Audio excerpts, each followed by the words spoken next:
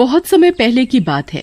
शहर से दूर नंदुपुर गांव में अजीत और उसकी पत्नी सीमा रहने आए थे। सीमा माँ बनने वाली थी। उनका एक बेटा भी था जिसका नाम नीलेश था। नीलेश बड़ा ही समझदार लड़का था। वो अपने माँ पापा से बेहद प्यार करता था। सभी लोग शहर से गांव में शिफ्ट हो जाते हैं। अजीत अपनी पत्नी और बेटे को समझाता है। सीमा, इस गांव में हम लोग नए नए हैं, अभी हम किसी को भी नहीं जानते और तुम माँ बनने वाली हो, इसलिए तुम्हें अपना ज्यादा ध्यान रखना होगा। और नीलेश, तुम भी ज्यादा इधर उधर मत जाना, अभी हमें यहाँ का कुछ पता नहीं है। ठीक है पापा आप चिंता न करें, मैं अपना और माँ का ख्याल रखूंगा। अच्छा, मुझे बाजार से कुछ सामान खरीदना है, तुम अपनी माँ के साथ घर पर ही रहना और किसी भी अजनबी को घर में मत आने देना। हाँ पापा, मैं माँ का अच्छे से ख्याल रखूंगा। अब आप सामान ले आओ। तुम मेरी बिल्कुल भी चिंता मत करो, नीलेश है न मेरे साथ। ठीक है ठीक है। ये कहकर अजीत बाजार से कुछ जरूरी सामान लेने चला जाता है। उसे सामान लेते लेते देर हो जाती है और रात भी होने वाली थी। अब मुझे घर चलना चाहिए, रात भी होने वाली है। नीलेश और सीमा मेरा इंतजार कर रहे होंगे।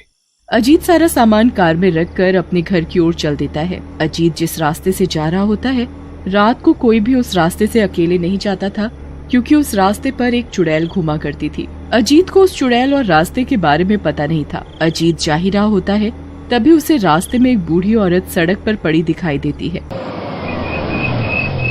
अरे ये सड़क पर कौन पड़ा है? लगता है कोई बेहोश पड़ा है, चलकर देखना चाहिए।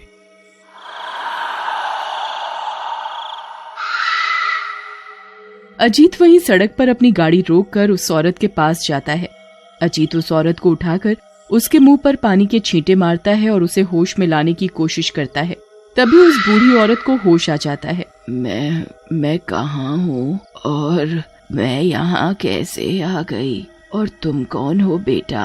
अम्मा, मेरा नाम अजीत है, मैं इस गांव में अभी नया नया आया हूँ। और आप इस सुनसान सड़क पर कैसे? मेरा कोई नहीं है, मैं बिल्कुल अकेली हूँ। भटकते भटकते पता ही नहीं चला कि कब मैं यहाँ आ गई। कई दिनों से भूखी होने के कारण शायद मैं बेहोश हो गई। अम्मा, अब इतनी रात में तुम कहाँ जाओगी? पता नहीं बेटा, कहाँ किस्मत ले जाएगी। मुझ पे सहारा का कोई भी तो नहीं जिसके यहाँ मैं चली जाऊँ। अम्मा, तुम मेरे साथ मेरे घर चलो, जब तक तुम चाहो मेरे घर पर रहना। अजीत उस बूढ़ी औरत को अपने साथ अपने घर ले जाता है। अजीत जिसे बूढ़ी औरत समझ रहा था, वो और कोई नहीं एक डरावनी चुड़ैल थी जो पैदा हुए बच्चों को खा जाती थी।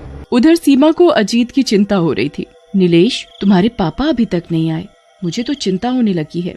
माँ, आप ऐसे ही परेशान हो रही हो, पापा बस आते ही होंगे। तभी अजीत भी आ जाता है। मान लो, पापा भी आ गए। आप बेकार में ही चिंता कर रही थी। क्या हुआ? तुम लोग परेशान क्यों हो रहे हो? वो पापा, माँ को आपकी बहुत चिंता हो रही थी। तुम भी ना सीमा, कुछ ज्यादा ही फिक्र करती हो। तुम आ गए? माँ, मैंने कहा था ना पापा आ जाएंगे। तभी सीमा का ध्यान उस बूढ़ी औरत पर जाता है। ये अपने साथ आप किसे ले आए हैं और ये है कौन? बताता हूँ सब बताता हूँ, पहले मुझे थोड़ा पानी तो पी लेने दो। नीलेश अपने पापा को पानी पिलाता है। पानी पीकर अजीत सीमा और नीलेश को उस औरत के बारे में सब बताता है। पर पापा, किसी अनजान औरत को इस तरह से घर में लाना ठीक नहीं है, हम इनके बारे में कुछ जानते भी तो नहीं। बेटा, ये बेचारी तो खुद बेसहारा है, ये भला किसे नुकसान पहुंचा सकती है? बेटा, मुझे लगता है तुम्हारे बेटे को मेरा यहाँ रहना अच्छा नहीं लग रहा। कोई बात नहीं, मैं यहाँ से चली जाऊंगी। नहीं अम्मा, ऐसी कोई बात नहीं है, तुम हमारे ही साथ रहोगी। पर पापा, मैंने कहा ना, अम्मा हमारे ही साथ रहेंगी बस। अजीत नीलेश को चुप करा देता है और उसकी एक नहीं सुनता। मुझे कुछ नहीं सुनना, ये हमारे साथ हमारे घर में ही रहेंगी। सही तो है, ये आपने ठीक किया, नहीं तो ये बेचारी इतनी रात में कहाँ जाती। अम्मा सीमा का पेट देख रही होती हैं। तुम माँ बनने वाली हो? हाँ अम्मा, अब मैं आ गई हूँ ना, मैं तुम्हारा अच्छे से ख्याल रखूंगी। वैसे तुम्हारा बच्चा कब होगा? अम्मा, बस कभी भी हो सकता है। ये तो बड़ी अच्छी बात है। चुड़ैल मन ही मन बच्चे की बात सुनकर बड़ी खुश होती है। बस जल्दी से इसका बच्चा हो जाए,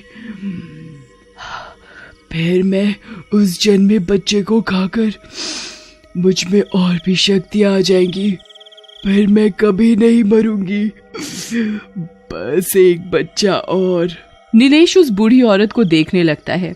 तभी उसे उस बूढ़ी औरत की आंखों में एक अजीब सी रोशनी दिखाई देती है। उसकी अजीब सी आंखें देख नीलेश डर जाता है। नीलेश मन ही मन सोचने लगता है, कुछ ठीक नहीं है, मुझे ऐसा क्यों लग रहा है जैसे मानो कोई बुरी शक्ति आ गई। सीमा, अम्मा को भूख लगी होगी, तुम उनके लिए खाना लगा दो। सीमा अम्मा के लिए खाना लाने चली जाती है। अम्मा, आप आराम से बैठकर खाना खाओ। चुड़ैल खाना खाने लगती है। उसे खाना खाते देख नीलेश को कुछ अजीब सा लगता है। सीमा बिटिया, खाना तो तुमने बड़ा अच्छा बनाया है। क्या अम्मा जी, आप भी।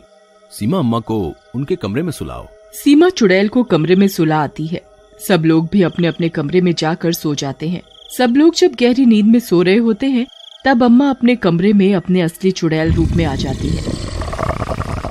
उधर नीलेश को अम्मा के बारे में सोच सोच कर नींद नहीं आ रही थी।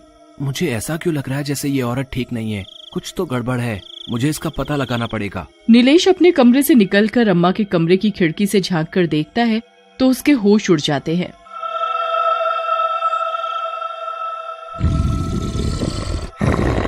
वो अम्मा को चुड़ैल के रूप में आते देखता है। ये तो चुड़ैल है, ये अम्मा नहीं है। पर ये हमारे घर में क्यों आई है? मैं अभी जाकर माँ पापा को बताता हूँ, पर कोई मेरी बात पर यकीन नहीं करेगा। मैं करूँ भी तो क्या करूँ?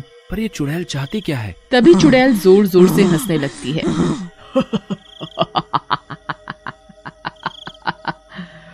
अब तो जल्दी से सीमा का बच्चा हो जाए, फिर मैं उसे मार कर खा जाऊंगी। उसे खाते ही मैं और भी बुरी शक्तियों की स्वामी बन जाऊंगी।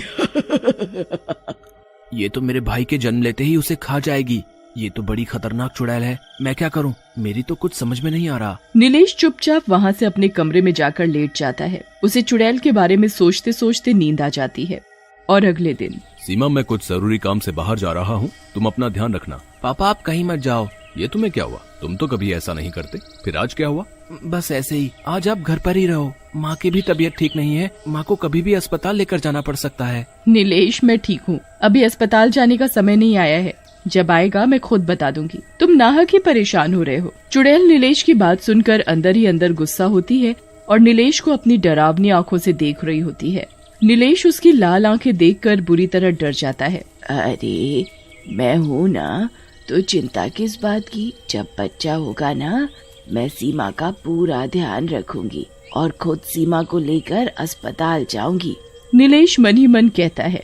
इसी बात का तो डर है कि तू चुड़ैल मेरे भाई को जन्म लेते ही खा जाएगी, पर मैं ऐसा नहीं होने दूंगा। तभी थोड़ी ही देर में सीमा की तबीयत खराब हो जाती है। वो नीलेश से कहती है, नीलेश, जल्दी से अपने पापा को फोन करके बुलाओ। हाँ माँ, मैं अभी अभी पापा को फोन करता हूँ। नीलेश माँ को बताता है। माँ, पापा का फोन नहीं लग रहा। अम्मा, मेरी तबीयत बहुत खराब है, आप जल्दी से मुझे अस्पताल ले चलो। हाँ सीमा बिटिया, तुम चिंता मत करो, मैं तुम्हें अभी अस्पताल ले चलती हूँ। चुड़ैल सीमा को अस्पताल ले जाती है। उधर सीमा एक सुंदर बच्चे को जन्म देती है। सीमा होश में नहीं थी। चुड़ैल बच्चे को गोद में लेकर सोचती है, अब वो दिन दूर नहीं जब मेरे साथ बुरी शक्तियाँ होंगी, पर मुझे उससे पहले इस बच्चे की पूजा करनी होगी, तभी मैं इसे खा सकती हूँ। उधर नीलेश चुड़ैल की नजर बचाकर अपने पापा को फोन करके चुड़ैल के बारे में सब बताता है। नीलेश बेटा, तुम चिंता मत करो, तुम अपनी माँ के साथ ही रहना, उसे बिल्कुल भी अकेला मत छोड़ना। मैं गांव वालों से किसी तांत्रिक के बारे में पता करके उसे घर लेकर आता हूँ। अजीत गांव वालों को उस चुड़ैल के बारे में सब बताता है। बाबूजी, वो चुड़ैल बड़ी खतरनाक है। हम एक तांत्रिक को जानते हैं, वो तुम्हारी मदद जरूर करेंगे। हम अभी तुम्हें उस तांत्रिक के पास लेके चलते हैं। गांव वाले अजीत को तांत्रिक के पास ले जाते हैं और वो तांत्रिक बाबा को सब बताता है। तांत्रिक बाबा जी, मेरी पत्नी और मेरे जन्मे बच्चे को बचा लो। वो चुड़ैल बड़ी ही खतरनाक है, मुझे अभी तुम्हारे साथ तुम्हारे घर पर चलना होगा। चुड़ैल भी सीमा और उसके जन्मे बच्चे को लेकर घर आ जाती है। तब तक अजीत तांत्रिक को भी घर लेकर पहुंच चुका होता है। अजीत सीमा और अपने बच्चे को देखकर खुश होता है और वो अपने बच्चे को गोद में उठा लेता है। सीमा, तुम ठीक हो? और मेरा बच्चा कैसा है? अजीत, तुम बच्चे और अपनी पत्नी को लेकर अलग खड़े हो जाओ। चुड़ैल तांत्रिक को देखकर गुस्से से आग बबूला हो जाती है। हे तांत्रिक, दूर रह मुझसे, नहीं तो तू वो मौत मरेगा। ऐ चुड़ैल, तेरा खेल खत्म, तू इस बच्चे का कुछ नहीं बिगाड़ पाएगी। तांत्रिक आग जलाकर मंत्र पढ़ने लगता है और उस पर मंत्र पढ़ी हुई भभूत डालता है। मुझे छोड़ दो, मुझे मत मारो, मेरा शरीर जल रहा है। तांत्रिक मंत्र पढ़ता रहता है और भभूत चुड़ैल पर डालता रहता है। तभी चुड़ैल जलकर भस्म हो जाती है और अजीत के बच्चे की जान बच जाती है।